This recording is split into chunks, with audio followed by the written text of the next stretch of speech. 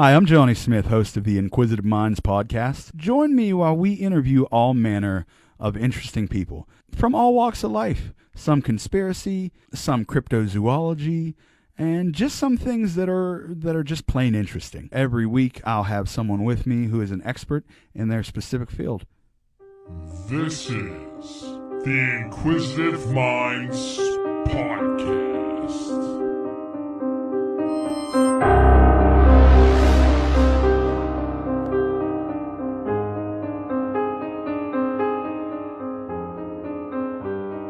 Hi, thanks for tuning in to the Inquisitive Minds Podcast. I'm your host, Johnny Smith. Today's episode, we're going to be speaking with a magician, but before I bring him on, I want to do some follow-ups or some updates to the Stanford Prison Experiment podcast. Just some questions people had for me afterwards. I found out all of the participants were white except for one fellow who was Asian. And that Stanford Prison Experiment, it tries to prove that we're slaves to our environment, but it can't be replicated, and it was brought to my attention after more research. It's been extremely unethical. The doctors started the experiment with desired results in mind. The experiment was immediately corrupted when Dr. Zimbardo made himself the superintendent and undergrad the warden, and two graduate students the lieutenants. The guards were actually influenced by a consultant who had spent 17 years inside prison to use certain punishments and instructed them to be meaner. The transcripts also show that the doctor instructed the guards not to let anyone leave. It also came out that prisoner 8612, who had the psychological breakdown, quote unquote, was acting out to get released, and he said to give the doctor his desired results. One last thing I want to touch on is many people talked about, especially in the articles online, how they gave you a number to dehumanize you, and you slept on concrete. And it's just, it's fascinating to me. People spoke about it like it's still not happening. They give you a number, even if you go to the county jail. You know, it's more so prevalent upstate. I don't know about the federal system, but you're assigned your number. They're still dehumanizing you. There's still many times where you sleep on concrete. It's a problem that needs to end. You know? But hopefully that answers some questions people had. Now let's get to our guest. This guy, he works as a lobby magician for Liberty Magic in Pittsburgh. He is a member of the International Brotherhood of Magicians. He's a variety entertainer specializing in ventriloquism, comedy, beatboxing, and, of course, magic. Coming to the podcast today, Daniel Harmon. I'm glad to be here. Thanks. And I'm going to call him Dan Harmon, but just so people aren't excited and get their expectations not met, it is not the guy from Rick and Morty. You can still get excited for me, though. I'm just as cool. Okay, he's just as cool. We'll find out hopefully today on this episode. So, Dan, you want to tell us a little bit about yourself before we get started here? I grew up in New Kensington. If you don't know anything about New Kensington, count yourself lucky. That's the best way to describe it. If you do know anything about New Kensington, I'm sorry. It's a lot of old people, and that's pretty much it. So it was weird for me growing up as an entertainer, you know, in a town where it was all sports and it was all, you know, cool, fun things like that. I went to the basketball court at the local YMCA, and I was wearing jorts. So jorts? Yeah, okay. Jean shorts. So that should tell you a little bit about my personality and how I was viewed in New Kensington. Shout out to jorts. Fat men everywhere just decided one year, okay, fuck it, we're all going to wear capris. And that was it for a while. So you're a magician. You said you want to discuss a little bit of the history of magic? Yeah, I mean, if you're willing to sit here and listen to me talk about it. Well, let's give a little bit of a brief, you know. So the brief version. Yeah, the brief version. Okay, well, magic has been around for as long as people have been around, more or less. The very, very earliest recorded instance of magic was in 2700 BC. There's a hieroglyph on the tomb of Bakhet III at Beni Hassan in Egypt. It's a hieroglyph that shows someone performing the cups and balls routine. Okay. It's not confirmed that that's exactly what was going on. So the next earliest one we have is in from the years 50 to 300 AD, where a Roman group of magicians called the Acetabulari, or Acetabulari, I don't know, it's Roman, performed cups and balls with stones and vinegar cups. If there are any Roman magicians out there, please reach out and let us know. They ended in 300 AD, so... Hey, if there's anybody still hanging on, just reach out. We'd love to hear from you. That's true. You never know. People that die in Rome have a strange way of coming back after a few days. There was a Japanese fella, I believe, still fighting World War II in the 70s. Yeah. You know what? If there are any Roman magicians out there, please let us know how to pronounce acetabulary. So we got some magic going early. Let's talk about when more modern magic came around. Well, so it depends on what you mean by modern magic, because in 1584, during the Middle Ages, people were doing street magic and circus magic, but it was linked to like the occult and the paranormal and all those things they burned people at the stake for. What aspect I'm getting at is more the beginnings of like the stage performer. I'm assuming like the vaudevillian type performance when things started becoming more popular as an attraction. Okay, well, so that would be probably in around probably Robert Houdin. He was born in 1805. And he was the one that brought magic from being like a sideshow street attraction. He brought it into like the elegant drawing rooms and parlor room magic with the suits and the white gloves and the top hats. That was Jean Robert Houdin, a French magician. Now the suits and the top hats, a lot of us associate that with a traditional magician. Was he a forefather of that, or was that a custom for a specific reason?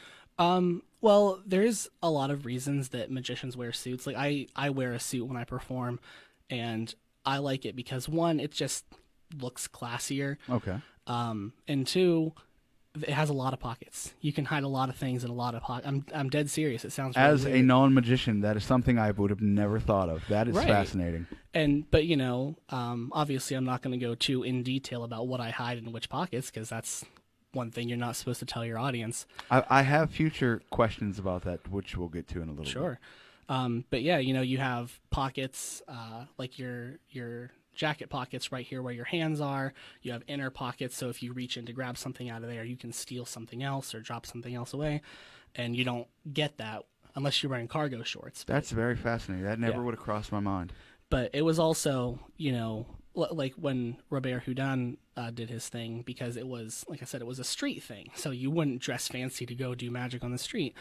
But Robert Houdin elevated it. And if you want to perform in a more elegant situation in drawing rooms and parlor rooms, well, you can't go around dressed like a street vendor. You had to dress nice, mingle with the upper society. So he became like the forefather of magic. Kind of like a fake it till you make it routine. You want to entertain the fancy people, you got to look fancy.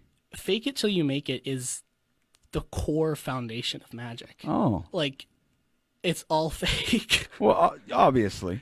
So that was kind of when it became the traditional. What about year was this? Well, he was born in 1805. Okay. I'm not sure exactly what year that was, because it was like a career-long thing. But it culminated with Harry Houdini.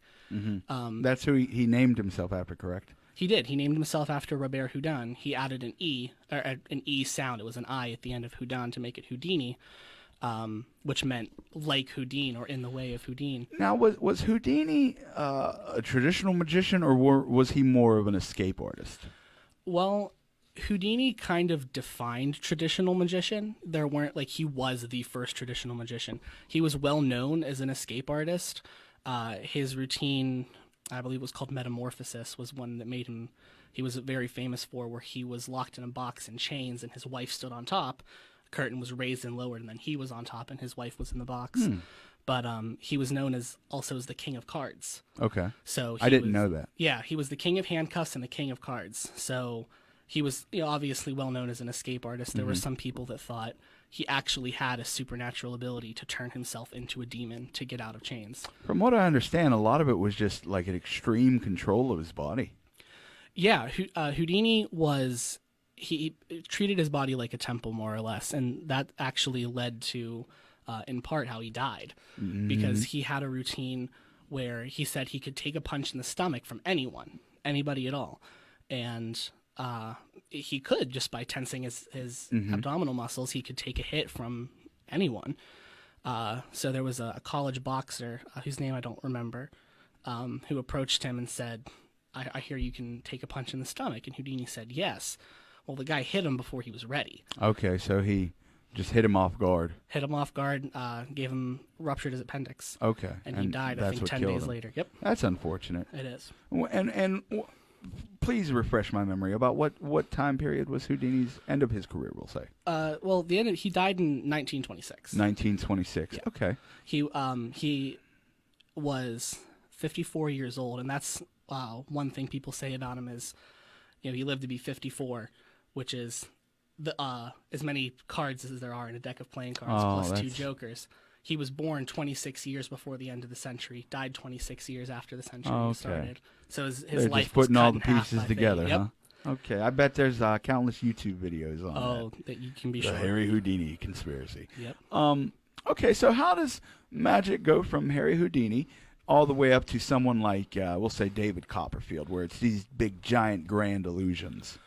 So that is the one thing that Houdini did was he had a lot of these grand illusions. Like, he was a stage escape artist. He was the one that did the vanishing elephant. Houdini vanished an elephant on stage, and no one knows how. Even to this day, there are theories, but no one really knows how he vanished his elephant for certain. So, David Copperfield took that a little bit farther, where he would do he vanished the Statue of Liberty, or he made it move. He walked through the Great Wall of China. I believe he made planes disappear. Right. All types of crazy stuff like that I think is more geared towards an audience that's there. Because watching on TV, I remember watching it, I'm like, it's fine, but I'm sure the Statue of Liberty is right there.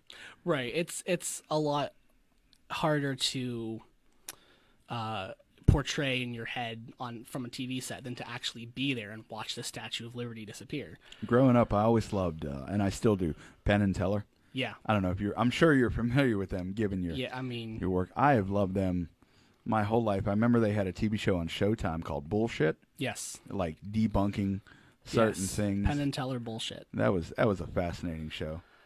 They're a very, very fascinating set of performers. And you asked about how people go from Houdini to like David Copperfield. A lot of it was the Magic Circle. It's a organization that was founded in 1905. It's magicians. Okay. That they protect the secrets of magic and all kinds of that stuff. And Penn and Teller actually, despite how famous they are and despite how wonderful they are at magic, they are not part of the Magic Circle's inner circle. Why is that? Because of how much they reveal. Oh. For a lot of their shows, they have Is that Penn and Teller Fool Us? Well, way before. Oh, okay. Back in the 80s when they were doing tricks with sleight of hand, and they would demonstrate how sleight of hand worked and a lot of the different moves that went with it. So this is a perfect time for a question I actually had. There was a show on Fox called Breaking the Magician's Code, Magic's Biggest Secrets Revealed. Yes. It ran in the original series from 97-98, and the magician was revealed as a guy named Val Valentino. Yes. And then it had a special in 2002, a series revival in 2008, and an Australian version in 2010. What are your thoughts on magic being revealed in that nature? Because I know it was controversial for quite a few people. It was very controversial because it was revealing magic's biggest secrets, and the first rule of magic is never tell your secrets. Mm-hmm. But if you watch the show, most of what he reveals are the old, classic illusions, like sawing somebody in half. The first person to saw someone in half was in 1921. There was a magician named P.T. Selbit. So that's an oldie but a goodie. Exactly. They all were. how to saw someone in half, how to walk through a spinning razor blade fan. And yes, it was controversial because it revealed a lot of these stage illusions, but you also have to realize, when was that, in 97 it started? 97 it started. So that was, what, 56 years? Roughly, something like 56 years since someone saw someone in half for the first time. I see it, and a lot of people see it, as a way to force magic to evolve. Okay, that's a fascinating take. I never thought of that. Right, and a lot of people, were mad at it because they've been doing these tricks for 56 years, 40 years, whatever, sawing people in half, but it gets stale, and it gets boring. And magic, by its nature, since it's all secrets, it's bound to be discovered eventually. Yeah, for me, that kind of took a little bit of the magic away. I remember first watching that. Right. But if I feel like if you hadn't had that put out and exposed, it would be discovered anyway. A lot of magic is especially discovered. with the internet now. Exactly. This day and age. Nothing's secret. Right, which is why it forced magic to evolve. You can't go up and you can't just saw someone in half the regular way. You've been doing it for 60 years. Because now people know how to do that. So you have to find a new way, an innovative way, a creative way that they haven't seen. And that led to a lot of new, wonderful things being created. It forced magic into, creating new things and innovating, because the things that had been working for so many decades weren't. Okay. I have another question for you. Sure. It said you're a member of the International Brotherhood of Magicians. Yes. What is that? Well, it's a brotherhood of magicians that's international. No, it's an organization of magicians that is, it's like, how when people get together in a garage and they sit and they talk about their favorite hobby? Okay. It's like that, but they have money. Okay. It's an international thing. Some of the best magicians in the world are a part of it. Sean Farquhar was a president. He's a wonderful, wonderful magician. And it's a great way for lectures, discovering new magic and talking to magicians that have been around for a while. And it's a community, because magic or all arts can't exist in a vacuum. That's very true. You have to talk to other people that are doing that craft. And, when I've been practicing magic, as a hobby for 6 or 7 years. Well, I tell you what, that's a good jump-off point, and okay. I'm going to start asking you questions about that here in a minute. Sure. Before we get started, I just wanted to share a little message. More often than not, we seem to be spending more and more time in your car, and if you're anything like me, your car needs cleaned. Life is so busy that I procrastinate, and it stops me from keeping my car clean. Now you don't have to. You don't have to ride around in a dirty car thanks to MC Auto Detailing, located in Aliquippa. They offer everything for your detailing needs, from hand washing and waxing to steam cleaning. And if Aliquippa's too far away, don't worry, MC is mobile and does home appointments. You can check them out on Facebook.com/MC Auto Detailing. And returning customers get 20% off, as well as discounts for Uber and Lyft drivers. Good friend of mine, Marcus Cox. You guys know him. Detailer. Okay. I guess the best place to start with, what is your earliest memory of magic? Oh, man. That's a really tough question. Probably, I guess my earliest memory was when I was a little kid. My dad would pull his thumb off. Okay. Just it's a classic. Yeah, it's a dad thing. It's an uncle thing. You pull your finger off. But that to me didn't register as magic. Hey, when you're a kid, that's top shelf entertainment. It was crazy. Where did his thumb go? Look at this. I would try to get a look at where the break was and be like, oh, what does it look like? But that didn't register to me as that I was watching magic. At some point or another, as children, when we first see magic, obviously our thought is to think, wow, it's true. Right. We still have that wonder and amazement. But we all like it. Obviously, sure. What attracted you to it to think, I'd like to pursue this more? Oh man, all kinds of things. I love everything about magic, but the basis of it is wonder and amazement. Okay. I'll ask you a few questions if I may. Do you ever lay on the grass and try to look at what the top of a cloud looks like? What the top of a cloud looks The top like? of a cloud looks like. I have not. You've never done that. You ever looked at a flower and wonder how it opens? What makes them? They don't have muscles. What makes them open up? I have not. Do you ever looked at a rainbow and wonder why? How? I have not. I don't know if I'm revealing myself as a boring person or what. No. But the point is, I can tell you what the top of a cloud looks like. You've been in an airplane. I can tell you how flowers open. I can tell you what makes rainbows. All of these things that people wondered about, like when they were kids, they wonder, how do the clouds move? Why can you see the moon during the daytime? We have answers for those. Okay. And that's the one thing that I hate about the adult world is everything has an answer. There's no magic left in it. And when's the last time you saw something that you didn't have an answer for? Okay. You genuinely didn't understand. You know what? That is part of the reason I started this podcast. Okay. Because there's a lot of topics I don't know about. Right. And I don't understand, and I want to dive into. And how better than to talk with people who are involved in it? Right. I was recently watching some old episodes of Unsolved Mysteries, and I guess they have something new coming out on Netflix soon. But I just want to give a shout out to Unsolved Mysteries. If there was no Unsolved Mysteries, there would be no Inquisitive Minds podcast. That's what got me started. Right. But there's no wonder in the adult world. There's not. And I don't see why. I'm going to guess when you were younger, a little kid, you had a favorite dinosaur. Oh, yeah. What's your favorite dinosaur? My favorite dinosaur today?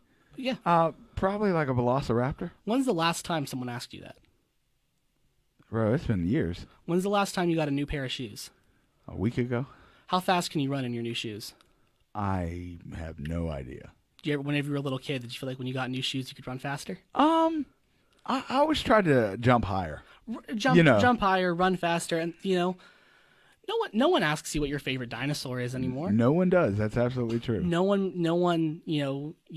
I guarantee you, when you got your new shoes a week ago, you didn't try to jump higher. You are absolutely correct. So magic, for me, is a way of saying, look, you can explain rainbows, you can explain clouds, you can explain the moon and the sun and the stars. Can you explain this?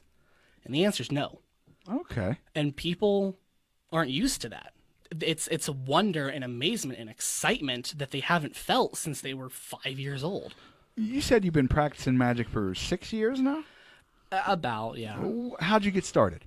So I was cyber schooled growing up, and I have really bad ADHD. We didn't have fidget cubes and fidget spinners back then, so my fidget. I want to say this guy is 19, and he just made a statement that made him sound like he was 70. We didn't have fidget cubes in my day. We didn't, all right, or they weren't widespread, all right. Had to be a fancy boy to get a fidget cube. My grandpappy brought me one back. There we go. My fidget was a deck of cards. Okay. I grabbed the deck of cards and I started shuffling. Drove my family nuts because you could hear it constantly on the wooden table. So I didn't have anything to do with my hands because I was reading on a screen for cyber school. So I'd sit there for 8 hours a day.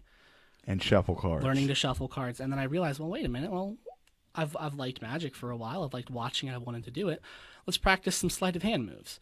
So I spent 8 hours a day doing sleight of hand. He's about 13? 13, 14, somewhere yeah, in around there? that. Okay, early teenage years. Yeah, so I started doing that, and then I realized, well, I could take these sleights and I could make tricks. So I came up with tricks and I came up with routines. And there's actually, if you've ever seen me perform live, there's a routine that I do. I call it choices, and the premise is the trick from beginning to end relies entirely on the choices of the participants. Okay. It's entirely up to them.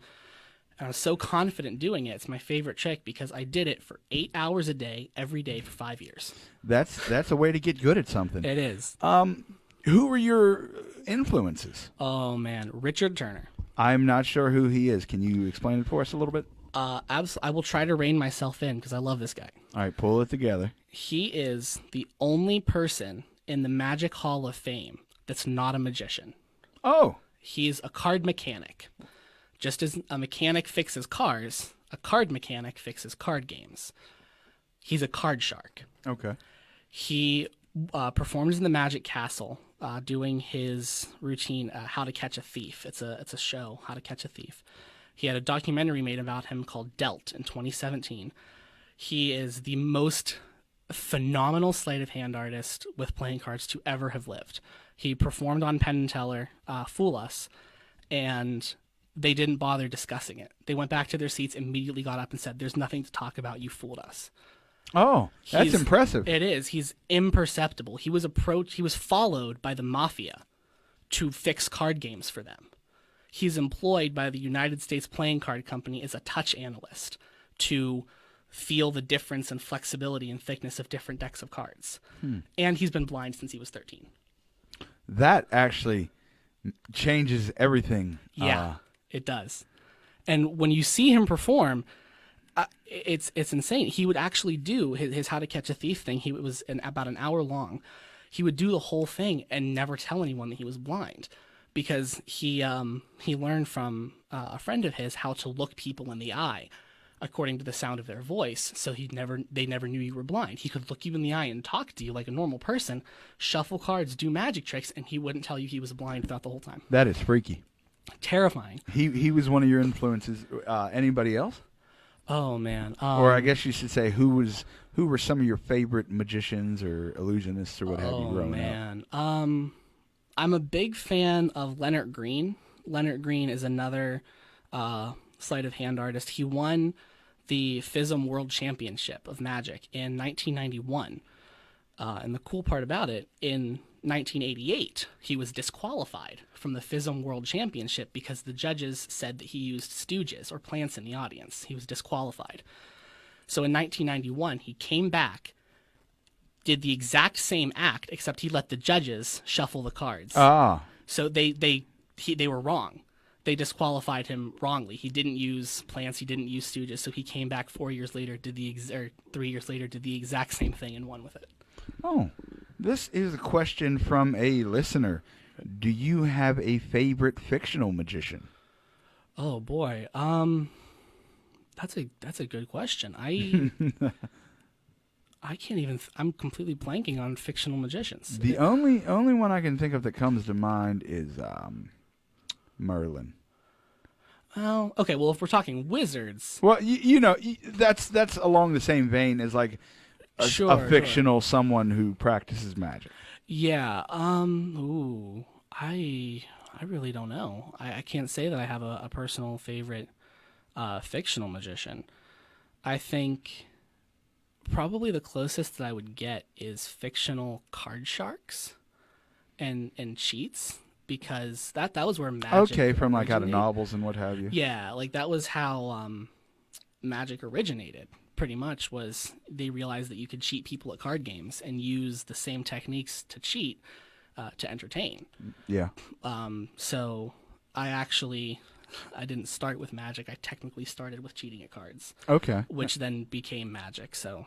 Well, my next question is, we're going to get a little bit more nuts and bolts of the inner workings. How often do you practice? I mean, you just mentioned during your cyber school you were doing 8 hours a day of shuffling. Right. Now that you're not in school, how often do you practice? Well, okay, so there's like absent-minded practice and like dedicated practice. So like I'm constantly like I wear rings on my hands, and all the time I'll just take them off and vanish them just throughout the whole day.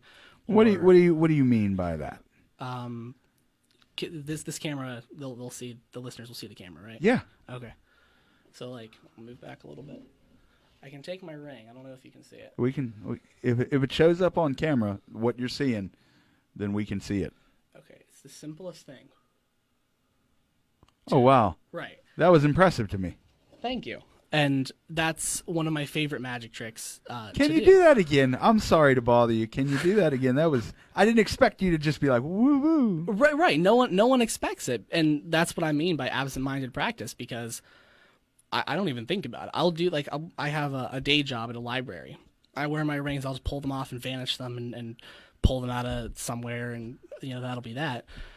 I don't think about it as like a dedicated practice thing. See, that just brought so much joy into my heart. Seeing that. Good. I'm glad, and that's why I do that. But so if we're talking like absent-minded practice, there's like finger exercises you can do that. improve your dexterity and your finger strength. And I'll do this all the time. It drives my family nuts. Now, how often do you actively practice, I guess? Ooh, well, with the coronavirus pandemic and stuff and like being locked inside all the time, whenever I have the motivation to do it, because That's fair enough. My motivation is completely, killed when this whole thing happened. But, I'll sit down once, like every day or every other day to sometimes like every 3 days, I'll practice something new. I'll do a routine that I haven't done a lot or that I need to get better at. But then at like every day or so, I'll grab a deck of cards and I'll do the same things that I've been doing for however long, for 6-7 years, just to keep my fingers accustomed to it. Now, my point of reference through a performing art is because that's what magic is stand-up comedy. Right. So I want to ask, it's a 3-part question in reference to like stand-up comedy. Okay. When magic, do you make a set list when you perform? Are there magic open mics? And do you get sick of performing certain tricks? Oh, boy. Okay, so do I make a set list when I perform? Yes and no. This leads a little bit more to the second question, so I'll answer that first. There aren't really magic open mics, at least not in this area, because there aren't enough magicians. Okay. You can't be sure when they'll come crawling out of the woodwork. So, I mean, I met you at an open mic Yes. or at a comedy showcase where I was doing magic. So, for that, I walked up to Alana Lee from the Blind Pig Saloon, and I said, I'm trying to start an entertainment business. New Kensington's not the best place to do it. Can I come perform here? And she said, yeah. Okay. So that's the closest you're going to get to a magic open mic, is going to like variety shows and art shows and stuff like that. Do I make a set list? I should. Okay. But I don't necessarily. I have a general idea of how it goes. I have a story that goes, especially like for open mics and stuff or showcases, since, I'll only be doing like 15 minutes. Yeah. I can't do like a full show. So Well, let me ask you before you go on, how long is a full show if you're doing a performance? Well, I was performing at the Liberty Magic. I did the opening act for John Ty. He's a wonderful mentalist and magician. I did about 25 minutes for my opening act. Okay. But he did So about the 45 time minutes. of a feature act.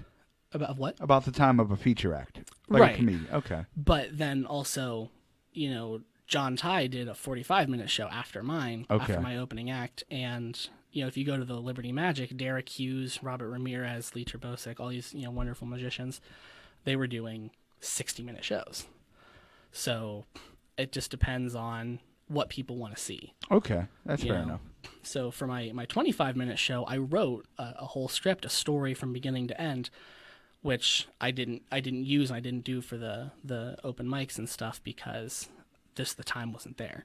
So I'll do these tricks and I'll link them together in this way, and then the rest of it's just filled in with comedy and stuff. Now, do you get tired of performing some of the same tricks? And what I ask is because, like, as comedians, you go to open mics, and sometimes you'll be working on a joke over and over, and you get sick of telling it. Kind of. So that's one thing that, everyone has to be aware of, but I only, know it from the perspective of magicians, which is no matter how many times you do a trick, it's boring to you, right? Okay. But it's going to astound the people every time you show it. So I have to remember when I'm performing, yes, this trick is not new to me. It's boring, and I do it so much, they're going to love it just as much. So I'll get tired of practicing it, and I won't be excited to perform it, but I will never get tired of the oohs and the I imagine you ahs. really feed off the energy. Yeah. Oh, yeah. You can't lose energy in a magic show unless you're David Blaine. So you said there's... I'll love the David Blaine, by the way. You said there's not a lot of magicians in the area. What is the scene like? Do you have relationships with magicians that are in the area? Yeah, so that was actually a big part of the Liberty Magic. It opened in February of 2019. and it brought magicians together. So, I'd been doing magic for a while before that. I'd never met another magician in the area. But I started working at the Liberty Magic. I did the gallery crawl and I can't remember the name of it, but like the gallery crawl, things like that. Okay. And they had other magicians come in. There was a magician named Jacob Spence, a magician named Chris Grossack. Wonderful, wonderful magicians, and I never met them before because, there had never been a place for magic. Okay, that makes a lot of sense. Yeah, so the Liberty Magic became like the magical community. Okay. For magicians. So it's like a hub. Yeah, it's the closest thing we have to a magical hub. Whether I'm meeting the other lobby magicians. Hogwarts of Pittsburgh. The Hogwarts of Pittsburgh. Yes, exactly. That'd be wild. My next question is how is stealing defined at and then looked at in the magical community? Stealing. Yes, because I'm very curious. I know I've seen hundreds of magicians perform a variation of the same trick. How is that? Is there tricks you can just, okay, this will be in my act, this will be in my act, or is there stealing of tricks? How does that operate? Oh, like stealing of tricks? Yeah. Okay. Don't do it. Well, what is defined as like stealing a trick? Because if we're doing cup and balls, right, that's like a trick that's out there. Right. Well, okay, so that is actually one thing that I've struggled with before because I taught myself most of my magic. Okay. So I couldn't be like, oh, I learned this from this book by this guy. So it really just comes down to if you have the right to, if you have it in a book. Okay. Right. If you learned it from a book, it's fair game. You can go and perform it in your show. And do it in your show. But if you're talking about it or if you're trying to teach it or, when I was at my first convention for the International Brotherhood of Magicians, they'd get up and be like, I learned this from this book by this person. Oh, so they have lineage with their jokes. Yes. Okay. Yes. They say, or with their tricks, excuse me. Right. I learned this from this person. Or I got this from this book by this person. And you don't have to do that during your magic shows because if it makes it way too easy. People don't want to hear that. Right, and especially if people just go Google it like, oh, let me learn who J.B. Bobo was. Yeah. But, do you invent any tricks? I try to, but like I said, I taught myself a bunch of what I do. And I thought that a lot of these sleights and these tricks were my own creation or, I taught myself how to do them. It turns out I'd pretty much just rediscovered what other people do. Okay. And I use sleights that are, out there for anyone to use, but I put them together in different ways. So like my choices. So your set list or your performance. Right. So like my choices routine. Technically speaking, it's an A-can. It's an any card at any number routine, which is any card is picked. It's found at any number in the deck. Okay. A-cans are nothing new. They're one of the oldest effects in Magic, but nobody does it the same way that I do it. Well, do you have a favorite trick? My choices routine, for sure. Okay. Another personal favorite of mine is called Professor's Nightmare. It's a rope trick where you have 3 different ropes that are all different sizes, and they become the same size. Okay. It's a wonderful trick, and I like it because it's so ridiculously impossible. It happens all right in front of your spectator. They can inspect the ropes and everything. Well, what is, I guess, your most complex trick or the trick you would like to learn that you haven't been able to yet? Oh, boy. I don't know so much about tricks, but there are definitely some sleights that I would like to learn that I've been practicing for a long time. The closest that I could think of would be... See, this is kind of in reference to your stealing tricks thing. I want to tell you about this routine, but I can't remember the name of it or who it came from. It was shown to me by Robert Ramirez. It was, I believe, part of his finale during his Liberty Magic show. It's a wonderful card manipulation routine of producing cards and vanishing cards right in front of people. I can't remember the name of it for the life of me. He showed it to me. He taught me how it worked. I practiced it so much over the next 3 days that I couldn't bend my fingers anymore. Oh, boy. That's dedication. Well, where do you want to take this, Daniel? What are your goals in this long term? Oh, boy. Well, long term is sustainable. I have a day job at a library, Okay. but, I would like to live as a magician. So like getting gigs. Yeah. Work. Would you be opposed to like what performances? Like, are you opposed to like children's parties, or are you open to anything? I'm not opposed to children's parties. I can do them. I have done them. I'm not necessarily the best children's performer because a lot of my like jokes and stuff that fill in my shows are improvised, and a lot of times the first thing I think of is not child friendly. Okay. Now, we mentioned ventriloquism. You're a ventriloquist as well, I take it? Practicing ventriloquist. I Okay. don't do it a whole lot. I've done it a couple times at the the Variety Live show by Scott Israel at the Unplanned Comedy Warehouse. Okay. I did it there. Shout out to Woody. Yeah, exactly. I did it at the Steel City Improv Theater for, oh boy, names are escaping me. I tell you what actually I'm real excited to touch on is your beatboxing. Yes. I'm going to be honest. The first time I saw you and you said you did beatboxing, I did not expect your level of skill, and I am blown away. And if you would love to, I would love to hear a little bit of beatboxing. Yeah, I would be happy to. And yeah, I'm not surprised that you didn't expect it, because whenever you first met me, I was a chubby white kid in a suit, and now I'm a chubby white kid in jorts and a polo shirt. Okay. I mean, Kevin Smith can rock it, so can you, brother. That's true. I would ask if you have a water bottle that I could use or borrow, or I have a can. I don't really have a water bottle. that's all right. I'll do my best. Okay.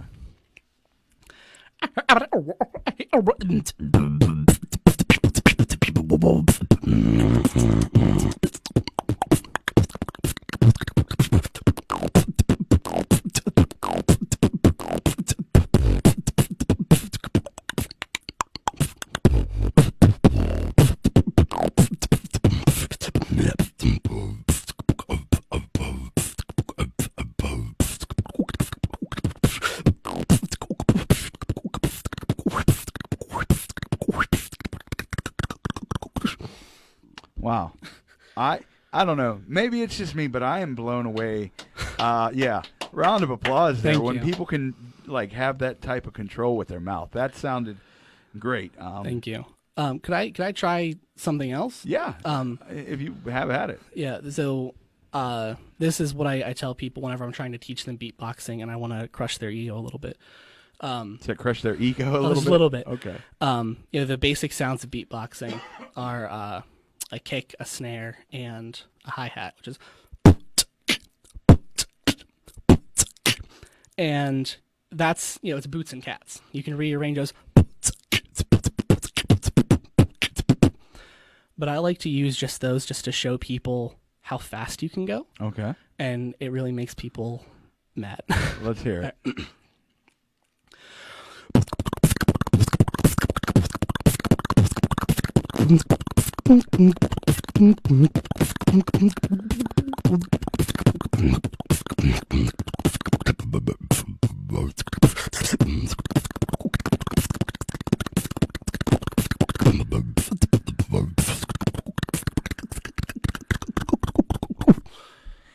Again, thank you. Thank you. Thank you. I don't care what it is. If people are good at what they do, I enjoy watching them work, especially in a performing aspect. Like, even watching your face while you were doing that, fascinating, bro.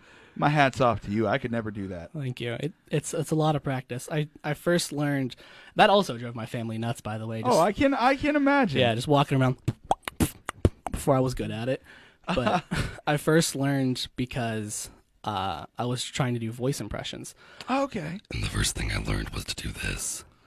And it really freaked people out. That sounds like Dr. Claw. Yes, I'll get you next time, Gadget. There we go. This guy's got some talent, ladies and gentlemen.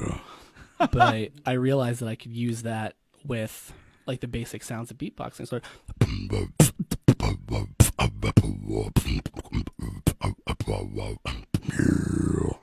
That I love that. Thank you. I do, man. Let me ask you, how do you feel about the representation of magicians in the media currently? it makes me mad.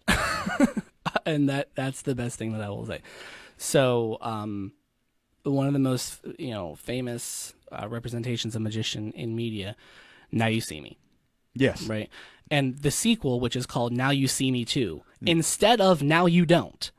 If you have a movie called Now You See Me, what are you going to name the sequel? No, you don't. No, it's Now You See Me. Anyway, that makes me mad. But the way it's portrayed in media, I was really excited to watch Now You See Me and to watch Now You See Me Too.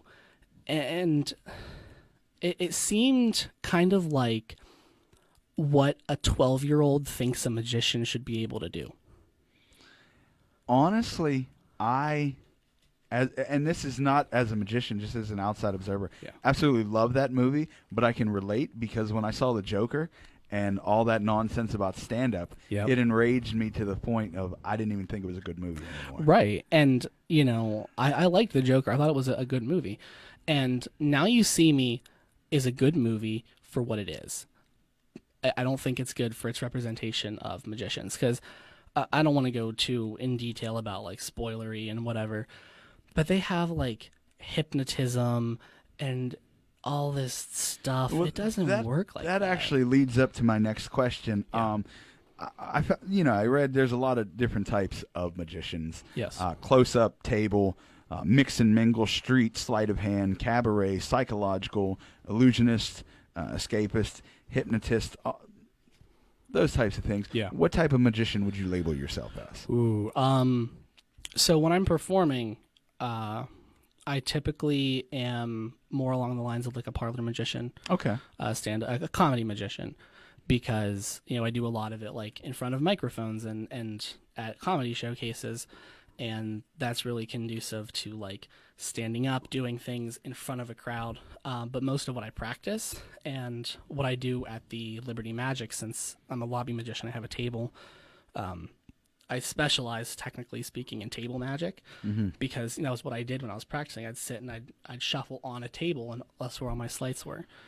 But now a lot of magic, a lot of people used to have origins or thoughts of mysticism, and I've known magicians that were good clairvoyants or mind readers. They could write things down, and you would say, and they pull out the paper. Oh, left dog. Yeah. But that's what you told them you were thinking.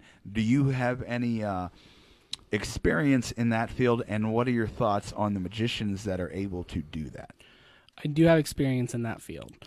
I think it's fine. I think this is a bit of a sensitive subject at times. I think it's fine to do it as part of a show.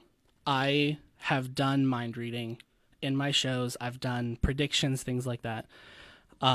I will tell you outright, this is not a secret, that my mind reading act is something that I spent a long time developing, and it's a combination of studying psychology and sociology and Barnum statements and demographics that I use to simulate mind reading. Nobody can read minds. Nobody can predict the future. Nobody can talk to the dead. On that topic, this podcast will have guests that would debate that with you. I will. I'd be happy to come back and debate them. That'd be fun. My guest next week is actually a medium. So that's No, he's not. No, he's not. It's a she. No, she's not. My next question is, because a lot of people used to and sometimes still associate magic with the mysticism side, I don't want to call it practical magic, but the spiritual energy magic. Do you have any relationship with the occult side? I use it as a story in my magic. I have a story about a pirate named Skullface Jones. Okay. And the plot of the trick is that I can speak to he's my long dead pirate ancestor, and I can speak to him and he tells me things. I don't expect anyone to actually believe it. I think if you tell someone I can speak to the dead or I can predict your future, I don't think that's right. Now, and just to follow up on that a little bit, I've done stuff as a medium. Mm-hmm. I've been a medium before as part of my act. I've done tarot card readings. I've spoken to the dead, and I know how it works. What I will say is how the magic you practice right now, gives you a sense of wonder in an adult world that is lacking. Yeah. The idea of the paranormal, of cryptids, of the unknown is how I still have magic and wonder. The unknown, because it's like you can't prove ghosts are real, but you can't prove they're not. You know what I mean? That type of hazy situation. Okay. I feel like I should back up a little bit then.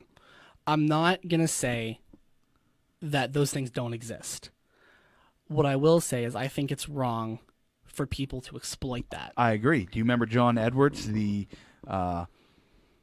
medium who used to have a TV show, Crossing Over, I think it was called, where he would pull out, you got an audience member starting with a J, and then I saw someone explain how to do that, and then I went up to my mother and did that, and then explained to her how it was fake, and she's like, no, I still believe it. So there's still going to be people that still believe that type of thing. So I'm like if you believe in ghosts and you believe in all that stuff, I'm not going to say that you're wrong. Right. I don't that's fine. But there's people that will go to mediums about missing children and be like, what happened to my daughter? And they'll sit and lie to them. And they get the false hope. Right. Yeah. That I don't think is right. False hope can be some of the worst type of hope. Exactly. And, that was something that Harry Houdini did. Harry Houdini worked as a medium for a while, and then he realized that he didn't think it was right. He didn't think it was ethical. So he actually found a couple that he had done a medium session for. He went up to them and he said, listen, I'm sorry. A couple years ago, I told you what happened to your daughter. I don't know what happened to your daughter. I lied. I'm sorry. And he went a bunch of the rest of his life debunking mediums and things like that. Apparently after his death, too, his wife held a seance every year to try and some type of secret work. And James Randi, who was a magician, he retired at 60 from being a magician, but he went around debunking paranormal people and even had a challenge, I believe. He did. If you could prove something was paranormal, you get this reward. $1 million, I think it was. I tell you what, Dan, I really appreciate you coming in. This was real fun for me. Where can the people find you? You can find me on Facebook at Dan's Variety Entertainment. When the Liberty Magic opens back up, you can find me there as a lobby magician. You can always email me at danielharmon001@gmail.com, and I'd be more than happy to come by, do some magic, do some beatboxing for you, and have a great time. So he is available for bookings? Yes, absolutely. Of all types. He does comedy, ventriloquism, beatboxing. You guys heard some great examples. And he is a practicing table magician. Yes, and parlor magician. We don't want to label him as that. Here at the Inquisitive Minds Podcast, we'd like to call him an entertainer. Yes. You can catch me at facebook.com/tunicanjohn or facebook.com/Inquisitive Minds Podcast. I'm also on Instagram at pandasmith827 or at Inquisitive Minds. You could shoot us an email at inquisitivemindspodcast@gmail.com. And if you're interested in some live stand-up, I will be in Erie on the 8th and also on the 10th. On the 8th, I believe I am at the Erie Movie House, and on the 10th, it should be Bison Beer. But that's all the time we have for today, folks. Thank you for tuning in. Next week, we have psychic medium Chloe Brink.